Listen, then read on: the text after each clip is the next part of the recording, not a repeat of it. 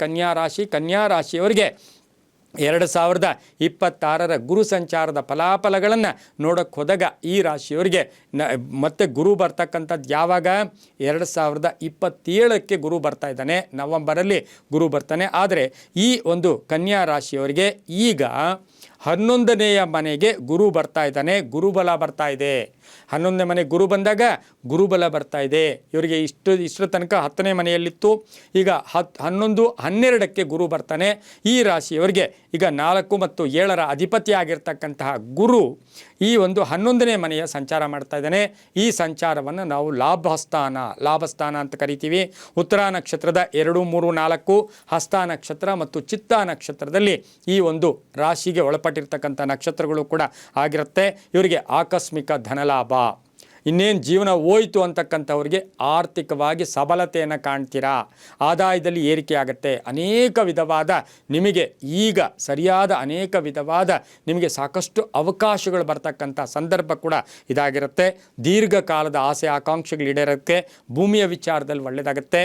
ಉದ್ಯೋಗದಲ್ಲಿ ಸ್ಥಿರತೆ ಕಾಣ್ತೀರಾ, ಉದ್ಯೋಗದಲ್ಲಿ ಬಡ್ತಿ ಇರ್ಬೋದು, ಪ್ಯಾಕೇಜ್ ಚೇಂಜ್ ಆಗ್ತಕ್ಕಂಥದ್ದು, ಹಾಗೆ ನಿಮ್ಮ ಮನಸ್ಸಿನ ಭಾವನೆಗಳಿಗೆ ತಕ್ಕ ಫಲ ಸಿಗ್ತಕ್ಕಂಥದ್ದು, ಯಶಸ್ಸಿದೆ, ಕೀರ್ತಿ ಇದೆ, ಅಧಿಕಾರ ಪ್ರಾಪ್ತಿ, ಸರ್ವತ್ರ ವಿಜಯ ಅಂತ ಹೇಳುತ್ತೆ. ಸುಖ ಸಿಗ್ತಕ್ಕಂಥ ಸಂದರ್ಭ.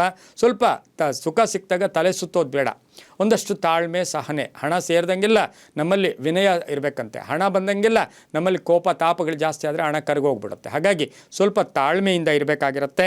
ಹಾಗೆ ಲಾಭ ಆಗ್ತಕ್ಕಂಥದ್ದು, ಶತ್ರುಗಳು ಮಿತ್ರರಾಗ್ತಾರೆ, ಹೊಸ ವ್ಯಾಪಾರದಲ್ಲಿ ಪ್ರಯತ್ನ ಪಡ್ತೀರಾ, ಕಾನೂನು ವಿಷಯಗಳಲ್ಲಿ ಒಳ್ಳೆಯದಾಗುತ್ತೆ. ಸಣ್ಣ ಪುಟ್ಟ ಆರೋಗ್ಯದ ಸಮಸ್ಯೆಗಳು ಕೂಡ ಕಾಡ್ತಕ್ಕಂಥ ಸಾಧ್ಯತೆ ಇರುತ್ತೆ. ವಿವಾಹ ಯೋಗ ಚೆನ್ನಾಗಿದೆ, ಮನೆ ಯೋಗ, ಈಗಾಗಲೇ ನೀವು ಇರ್ತಕ್ಕಂಥ ಮನೆಯೂ ಸಹ ನೀವು ತಗೋಬಹುದಾಗಿದೆ, ಅಂತಹ ಅನುಕೂಲ ಕೂಡ ತುಂಬ ಚೆನ್ನಾಗಿದೆ. ಮಕ್ಕಳ ವಿಷಯದಲ್ಲಿ ಶುಭ ಆಗ್ತಕ್ಕಂಥದ್ದು, ವ್ಯಾಪಾರದಲ್ಲಿ ಒಳ್ಳೆಯದಾಗ್ತಕ್ಕಂಥ ಯೋಗ. ಆದರೆ ರಾಜಕೀಯ ವ್ಯಕ್ತಿಗಳಿಗೆ ಇದು ಸನ್ನಿಹಿತ ಕಾಲ ಅಲ್ಲ.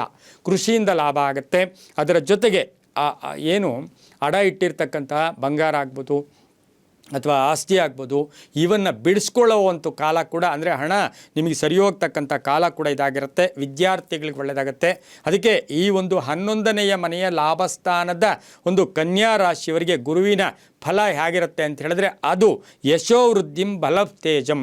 ಯಶೋವೃದ್ಧಿಂ, ತುಂಬ ಕೀರ್ತಿ ಪ್ರತಿಷ್ಠೆಗಳಿಗೆ ಭಾಜನರಾಗ್ತೀರಾ, ಬಲ ತುಂಬ ಚೆನ್ನಾಗಿ ಬರುತ್ತೆ, ಅದೃಷ್ಟ ಕೂಡಿ ಬರುತ್ತೆ. ಅದರ ಜೊತೆಗೆ ಸರ್ವತ್ರ ವಿಜಯಂ ಸುಖಂ, ಸರ್ವತ್ರ ವಿಜಯಂ ಸುಖಂ ಕೂಡ ಸಿಗ್ತಕ್ಕಂಥ ಸಾಧ್ಯತೆ ಇರುತ್ತೆ.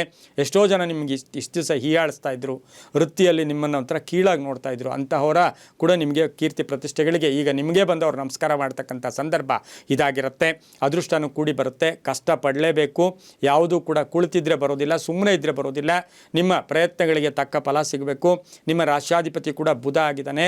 ಬುದ್ಧಿಶಕ್ತಿಯಿಂದ, ಒಳ್ಳೆಯ ಸನ್ಮಾರ್ಗದಿಂದ, ದುಶ್ಚಟಗಳ ತಂಟೆಗೆ ಹೋಗದೆ ಧರ್ಮ ಕಾರ್ಯಗಳಲ್ಲಿ ಭಾಗಿಯಾಗಿದ್ದೆ ಆದರೆ ತುಂಬಾ ಒಳ್ಳೆಯದಾಗ್ತಕ್ಕಂಥ ಸಾಧ್ಯತೆ ಕನ್ಯಾ ರಾಶಿಯವರಿಗಿರುತ್ತೆ. ಇನ್ನು ಮಹಿಳೆಯರಿಗೆ, ಈ ಒಂದು ಕನ್ಯಾ ರಾಶಿಯ ಮಹಿಳೆಯರಿಗೆ ಈಗ ಹೇಗಾಗಿರುತ್ತೆ ಅಂದರೆ, ಒಂದು ಲಾಕ್ ಇತ್ತು ಮುಂದೆ, ಆ ಲಾಕ್ ಓಪನ್ ಆದಾಗ ನಾವು ಫ್ರೀ ಆಗ್ತೀವಿ.